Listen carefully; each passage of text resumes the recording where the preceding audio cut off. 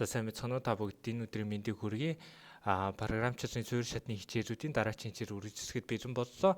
За тэгэхээр өнөөдрийн бидний хийх зүйл болохоор өмнө сурсан хувьсгаж болоод математик үйлдэлүүдийг давтах тийм бодлогыг хэдүүлээ бодноо. За тэгээд яг яаж код бичих, яах хийхийг нь одоо энэ бичлэгэн дээр оруулнаа гэсэн үг. За тэгэхээр бидний бодлого бодох сайт болохоор sports.com RGB7 гэдэг энэ сайт байгаа. Тэгээд энэ сайтны линкийг нь би description хэсэгт оруулчихсан. За тэгээд та нар өөрсдөө юугаа үүсгээд аккаунтаа үүсгээд тэгээд эндээс бодлого бодож хийж болно гэсэн үг. За тэгэхээр бид нэр энэ дээр бодлогод нь за кодо юун дээр бичих вэ гэвэл ID1 гэдэг нэртэй юу байгаа. За ID1 гэдэг хэдүүлээ орчих. За ID1 гингүүд ийм юу гараад ирнэ. За энэ бол онлайн компайлер байгаа. За тэгэхээр компайлер гэхээр бид нэр run хийж болно. За ашиглаж болно гэсэн үг. За тэгэхээр хэдүүлээ C++ 14 гэдгийг нь сонгосоо. За C++ 14 гэдгийг нь сонгосоо. За тэгээ run хийгээд хэдүүлээ. За тэгээд edit-гээд орчвол хэдүүлээ шууд ID1 гэд хийчих болно гэсэн үг. За тэгэхээр хэдүүлээ энийг ашиглана. Анхан шатныхаа хувьд бол энийг ашигласан. За цаашаа бол бид нэр илүү одоо VS Code ч гэдэг юм уу те илүү сайн одоо code writer-уудыг ашиглаад явж болно гэж хэдүүлээ ойлгож болох нь. За тэгэхээр өнөөдрийн бидний бодох бодлого юу вэ гэхээр эргээд спойч руугаа ороход өнөөдрийн бидний бодох бодлого бол гурван гэдэг нэртэй бодлого байгаа. За тэгэхээр өнөөдрийн бидний бодох бодлого юу вэ гэвэл гурван гэдэг нэртэй бодлого байна. За энэ бодлого нь яадаг бодлого вэ гэхээр хэдүүлээ өгөгдсөн гурвангийн талууд нь өгөгдөн нь 3 4 5 гэдэг талууд өгөгдөн. Энэ гурваны хэдүүлээ периметрийг нь олчих байна тийм. За гурваны периметрийг яаж олдог вэ гэхээр гурван талынх нь уртыг нь хооронд нь нэмээд тэгээд олчдээ шүү дээ. Тэгээ периметр нь гараад ирнэ. За тэгэхээр хэдүүлээ ямар үйлдэл хийх ёстой вэ гэвэл А Б С гэдэг гурван хувьсгч авлаа. За тэр гурван хувьсгч дээр 3 4 5 гэдэг утгууд авах нь байна.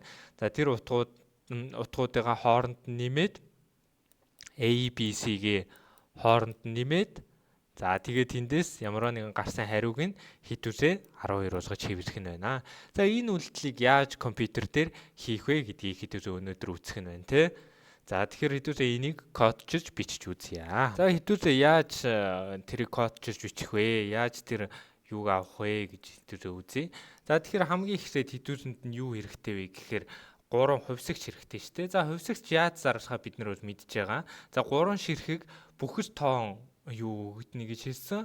Бүхэл тоон одоо өгдөнө гэж хэлсэн. Тийм учраас int гэдэг өгдлийн төрлийг авна. За тэгээд энэ дээр бид нар зүгээр одоо нэр нь тухайн зүйлийг тайлбарлаж явах тийм нэрийг авах хэрэгтэй шүү дээ тий. За энэ дээр бид нар зүгээр random нэр авчиж болно гэж ойлгож байна. Яагаад гэвэл хэдүүлээ бол 3-3 талыг угаасаа нэрлэхийн тулд хэдүүлээ ABC гэд нэрлэчихсэн та тий. За тэнгуут хэдүүлээ юу яах хэрэгтэй вэ гэж хэрэглэгчээс гараас утга авах хэрэгтэй. Тийм учраас CIN гэдэг төрхөр үгийг ашигладаг гараас утга авахын тулд гараас утга авна гэдэг нь хэдүүлээ энэ кодыг ажиллуулад үзвэл бид нар өөрсдөө тэр утгыг өгөх хэрэгтэй байна шүү дээ тий. За B C гэд. За тэгэхээр ABC гэдэг 3 утгыг хэрэглэгч цаанаас өгөх юм байна. За тэгэнгүүт хэдүүлээ яах вэ гэвэл 3-ны периметрийг болно шүү дээ тий. За P гэд хэдүүлээ юу ачи. За int гэдэг төрөстэй байх ёстой шүү дээ. 3 бүхэл тоон newsprint чинь int гэдэг төрөстэй байна тий. Тэгэхээр периметр нь бол int гэдэг төрөстэй P гэдэг нэртэй ийм хувьсгчийг хэдүүлээ зарлцлаа. Энэ хувьсгчдэр хэдүүлээ юу хадгалах юм бэ гэвэл ABC гэдэг 3 тооны нийлбэрийг хадгалах нь байна. За 3 тооны нийлбэрийн периметр болно шүү дээ тий. За дараа нь C out гэдэг нь хэдүүлээ хэвлэх үед ашиглана. Хэвлэх буюу компьютерийн энэ дэрэгцэн дээр компьютерийн энэ юун дээр терминал дээр хэвлж гаргах тэр үйлдэлийг хэдүүлээ юу яадаг байх нь нэ. За хэдүүлээ 3 4 5 гэд энэ тоог оруулчи гараас утга өгөх ёстой шүү дээ тий. Хэдүүлээ өөрсдөө хэрэглэгч өөрөө утгыг өгөх ёстой. За тэгэхээр хэдүүлээ ID1 хийгээд үзье. ID1 буюу ажилуулад үзье. Run хийгээд үзье. За болж гин тий 12 гэдэг юу байна?